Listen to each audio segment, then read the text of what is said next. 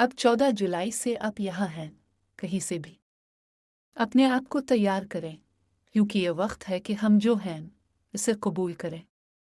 अल्लाह ताला ने इस दुनिया को मुत्तहिद करने का इरादा किया है और ये उसकी निशानियों में से एक है।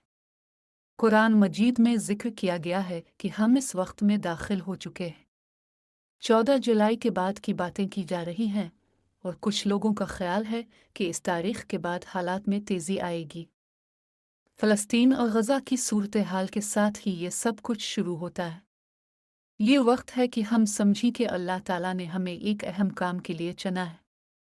आप पूछते हैं कि पाकिस्तान का मुस्तकबिल क्या होगा? मैं समझता हूँ कि ये वक्त है जब मुस्लिम कम्युनिटी को यकजा होना है। जो मुस्लिम ममालिक हैं, इनकी हालत देखें, हमें यह एहसास होता है कि हम दबाव में नहीं हैं। आज की जंगों का मकसद हमें मुत्तहिद करना है। अगरचे आज जंग बंदी हुई है, मगर ये कोई मुस्तकिल हल नहीं है। 14 जुलाई के बाद कुछ नया होने वाला है।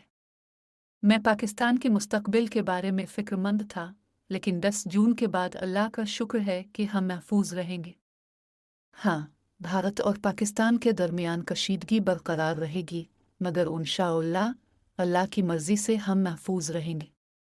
तीसरी आलमी जंग के बारे में आपने सवाल किया और मैं ये कहूँगा कि हमें दुआ करनी चाहिए कि अल्लाह हमें इस वक्त की तबाही से बचाए।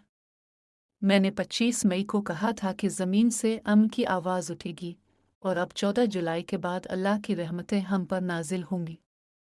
हमें सिर्फ अपने लिए नहीं बल्कि पूरी इंसानियत के लिए दुआ करनी चाहिए। पाकिस्तान की ज़मीन और ताकतें एक अजीम मकसद के लिए इस्तेमाल हो सकती हैं, मगर हमें अपनी गलतियों को दुरुस्त करने की ज़रूरत है। ये वक्त है कि हम अपनी इस्लाह करें और अल्लाह की रहमतों की तलब करें।